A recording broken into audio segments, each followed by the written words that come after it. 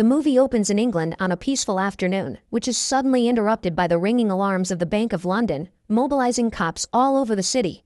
Thief Lao Xing manages to escape the building through a window and hides inside a tailor's cart, which provides him with a new suit that will help him go unnoticed.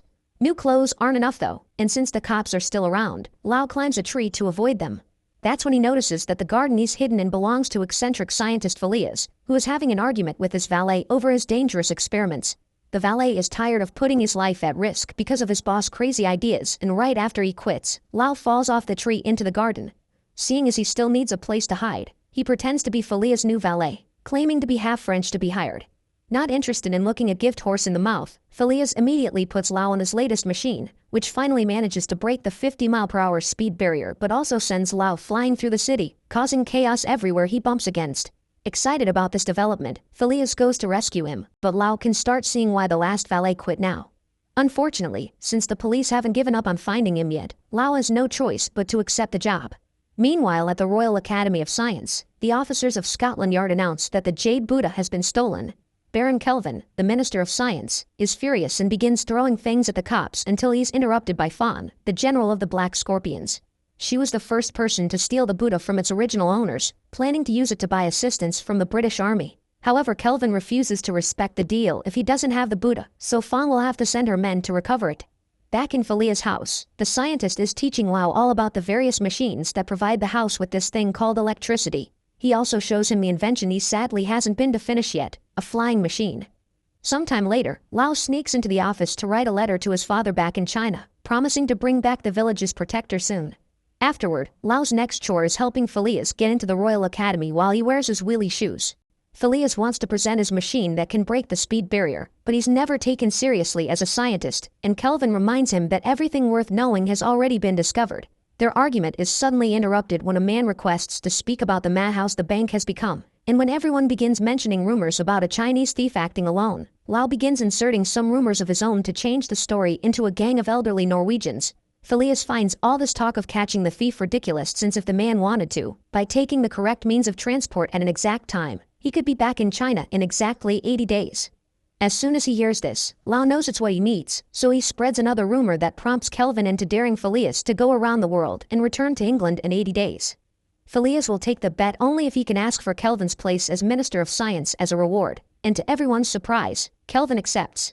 But if Phileas loses, he'll have to abandon his career as a scientist and never invent again. Soon, a crowd forms around Phileas' house, ready to send him off, but Phileas is afraid he'll lose everything and doesn't want to go. Lao reminds him to defend his beliefs and that he has his valet's help, inspiring Phileas to finally leave the house in order to start their adventure. On their way out in Phileas' weird car invention, they're stopped by corrupt Inspector Fix, who has been paid by Kelvin to arrest them with the excuse that their contraption violates the city's vehicle code. Phileas and Lao jump off the car, expecting to make Fix see reason, but the problem gets solved on its own when Fix grabs the car with too much force and makes it malfunction. The car drags Fix with it until it crashes, and Phileas and Lao take the chance to borrow the officer's own vehicle so they can catch their ship in time. All this is seen by Kelvin and Fong, who immediately make plans to send their people overseas. 2 days later, Lao and Phileas make it to Paris. Suddenly, Lao notices there are many black scorpions hiding among the people in the street, so he drags Phileas into an art fair by pretending it's Edison's latest science demonstration. Phileas absolutely hates it as soon as they enter, but artist Monique manages to teach him the wonders of Impressionism by showing him a painting of a flying man. While Phileas and Monique bond over their analysis of Monique's sketches, the black scorpions find Lao and chase him into the floor above the fair, where Lao shows his amazing martial art skills by fighting them all at the same time, using any object found in the room for help. Even if Lao manages to win though, the danger is real, so he wastes no time going downstairs to warn Phileas. Seeing her new friend is in danger, Monique grabs her painting and guides the men through a secret passage, allowing them to escape safely. A moment later, they come out from a manhole in the middle of the street, where Monique asks Phileas to take her with them when he mentions compensation for her help. Before Phileas can consider the offer, Lao notices the black scorpions are still coming after them and proposes they make up for the lost time by taking an air balloon. The idea is well received and the group cuts in line to take over the balloon, which requires less weight aboard to fly properly. When Phileas throws out some of their extra backs, Lao panics because one of those is all their money and, most importantly, the Buddha, and it is now being taken by an old lady. Lao jumps off the balloon and takes the bag from the woman, which gets him bitten by the lady and seen by the black scorpions. After tossing the bag up to Phileas, Lao holds onto the balloon's rope while trying to fight off the black scorpions at the same time. This ends up with Lao being dragged through Paris and bumping in all kinds of buildings and objects until he gets stuck on a statue, only managing to escape by leaving his pants behind. Once Lao gets back in the balloon, Phileas informs Monique that she can't come with them. However, Monique doesn't give up and keeps on following them later when the men take the Orient Express train. After an argument over her refusal to leave them alone, Phileas leaves for another train car, and Monique takes the chance to tell Lao that she noticed those strange warriors are after him, which means he's lying. Finding himself cornered, Lao has no choice but to explain that the sacred Buddha had been stolen from his village, so now he's on a mission to take it back before Warlord Fong can take over his home. Monique accepts to keep his secret, but under one condition: Lao must help her convince Phileas that she should come along. When Phileas is brought back by the angry conductors that didn't want to hear scientific advice on how to improve the train, Lao lies again and tells him he's found out Monique is his cousin through the French side of his family. Phileas is still unsure though, thus Monique goes to see the conductors, and using her charms, she convinces them to follow Phileas' advice to make the train go faster. This grants them access to the first-class car as a reward, and Phileas finally accepts to keep her around. When Lao enters the kitchen to get some tea, he bumps into Fix, who immediately recognizes him. To protect the mission, Lao hits him a couple of times before tossing him off the train through the window. By day 10, the group makes it to Turkey. It's not their intention to stop in Istanbul, but Prince Happy sends his warriors to force them to come to his palace for dinner. Monique is very impressed by Happy's musical skills and marvelous art collection, which includes a statue of himself that Happy is very protective of. Getting irrationally jealous, Phileas accepts to stay to just keep an eye on them. While they have dinner in a huge tub, Happy confesses he wants to make Monique his 7th wife and won't take a no for an answer. With a plan in mind, Phileas and Lao pretend to leave the palace to give the lovebirds some time alone, only to stop by Happy's favorite statue and threaten to break it if he doesn't release Monique. Desperate, Happy keeps his guards back and allows Monique to go, but in his excitement, Phileas ends up breaking the statue anyway. This causes Happy to send his men after them, but on their way out, the trio uses part of the statue to lock the door and escape safely. In London, Kelvin receives a telegram from Fix, informing him that the thief and Phileas' valet are the same person. Now they think the bet was a ruse to escape with the Buddha, so Kelvin sends orders to the British soldiers in India to capture Phileas and Lao for robbery. By day 24, the trio is on a train to India. Lao keeps the kids aboard entertained with stories about a legendary group of Chinese warriors called the 10 Tigers, but Phileas disapproves of stories that aren't based on facts. Their conversation is suddenly interrupted when the train is forced to stop at Agra in order for British soldiers to search the cars for the wanted men. Fortunately, the trio hears about this through the windows and leaves the train to mingle in the city while dressed up as locals. The heat isn't well received by Phileas though, and when he begins to feel unwell, he runs to the nearest privy only to bump into Fix. Recognition is inevitable, so Phileas hits him with the door before passing out.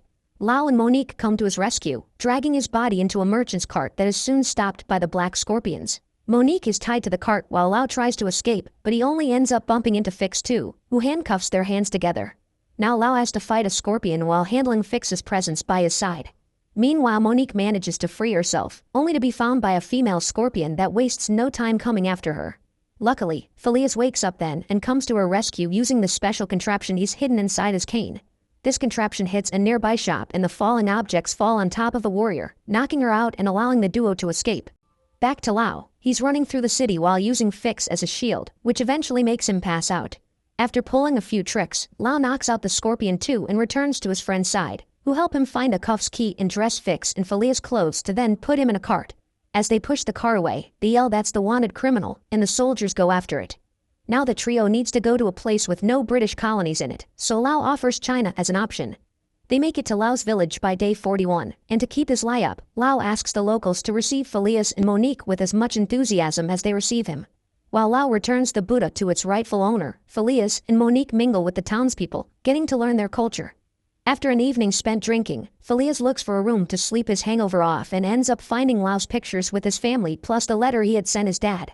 By confronting Lao, Phileas learns the truth, and his mood gets worse when he hears Monique come to Lao's defense. Heartbroken, Phileas accuses them of having used him and put him through great danger for nothing before he leaves. Lao goes after him, intending to make things better, only to discover the black scorpions have captured Phileas. While the black scorpions search the village for the Buddha, Lao, Monique, and Phileas are left in wood cages outside. When the scorpions can't find the figurine, the leader threatens the trio, trying to make them confess the Buddha's location. Staying brave, Lao appeals to the warrior's ego and challenges him to a duel. The fight is fierce and Lao should easily win it, but the Scorpion leader cheats and gets the help of his warriors to achieve victory. The trio is about to lose hope when suddenly, a new group of warriors arrive. It's the 10 Tigers, confirming the legend is true and Lao is actually part of the team. By working together, the 10 Tigers defeat the Black Scorpions with ease, and Lao makes the leaders swear on his honor that they won't return to the village. Once the battle is done, the Buddha is finally returned to its temple, but Phileas refuses to stay and hear what Monique and Lao have to say, instead opting to travel alone. By day 61, Phileas makes it to San Francisco, where he bumps into a woman that pretends to be hurt, but this is only a trick to distract him and steal all his bags. 3 days later, Phileas is nothing but a hobo on the streets, and not even following another tramp's advice can help him get any change from the locals. The only thing he has left is a notebook in the pockets of his jackets, where he keeps Monique's Flying Man painting. Phileas likes staring at the painting to remember his lost dreams, and that's how he notices a message on the back that he didn't see before. It's a note from Monique saying that she traveled the world looking for inspiration and found it in him. He begins to wonder if he had been wrong about his traveling companions when suddenly, Lao and Monique appear before him, having traveled all the way to the USA to help him win his bet. Touched by their concern and finally accepting them as true friends, Phileas takes them back and accepts to travel together again. Meanwhile in London, Fong tries to convince Kelvin to lend her some British soldiers again, this time promising to share the jade reserves from Lao's village. Kelvin accepts this new deal, but also reminds her that he won't have power over the army if he loses the bet, so Fong promises to cut Phileas' journey short. By day 66, the trio is stuck in the American desert. The wheel of their car has broken and Lao is left to ask for help, but he passes out in the middle of the road because of dehydration. While Phileas and Monique discuss their options, they're found by the Wright brothers, who are big fans of Phileas and have Lao in the back of their cart. They help the group fix their vehicle, and before they leave, Phileas gives them a few tips for their flying machine as a gesture of gratitude. On day 72, the trio makes it to New York, where a huge crowd is waiting for them. The news of Phileas' bet has spread and now the entire country is cheering for him. Unfortunately, this crowd also makes it hard for them to reach their ship, at least until they're found by an Irish cop that is a fan of any person that steals from the British. This cop promises to show them a shortcut, but once the trio is dragged away, they discover it's all a trap and now they're stuck in an old workshop with Fong and her men. Lao tells Phileas and Monique to run away as he starts yet another fight by himself. Defeating the men isn't hard if he uses the props in the room as a weapon, but Fong is a tough cookie. A horn can be heard in the distance, announcing the ship to London is about to leave, but Phileas considers his friend's life more important and comes back to help Lao win the fight by dropping a giant prop on top of Fong, who is then knocked out by Monique when she surprises her from behind. There should be another ship leaving for London soon, but Phileas doesn't think they'll make it in time. Lao refuses to let him embrace hopelessness, reminding him they've survived too many dangers to give up now, and the trio rushes to the port to catch the next ship. The next day, they're already sailing through the Atlantic Ocean. The captain is a big fan too and accepts to burn all the coal they have to go faster, but this only allows them to gain 6 hours, and their delays a whole day.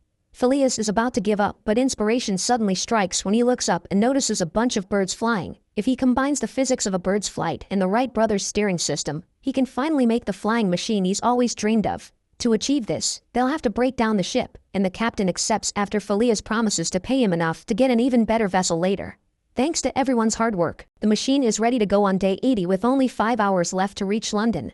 After Phileas and Monique celebrate with a kiss, the trio takes off, successfully flying all the way back to England only for the machine to start coming apart when they're about to reach London. Fortunately, Lao's and Phileas' combined efforts allow them to land right in front of the Royal Academy without anyone getting hurt.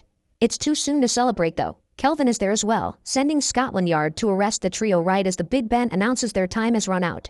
Since a crowd is forming around them, Monique tells everyone about the crimes Kelvin committed, and the other Academy Lords plus Fix back her up because they're tired of Kelvin's bullying. However, Kelvin laughs at their faces, reminding them he still holds power and they can do nothing to make him pay. His gloating speech is suddenly interrupted by Queen Victoria, who immediately orders Scotland Yard to arrest Kelvin and confesses she had bet on Phileas' side. To help him, Victoria makes a very simple yet accurate observation. Phileas has been calculating his time according to other time zones. But here in England, he still has 24 hours left before the challenge is over. Bubbling with excitement, the trio runs up the stairs of the Royal Academy, where Phileas finally officially becomes the Minister of Science.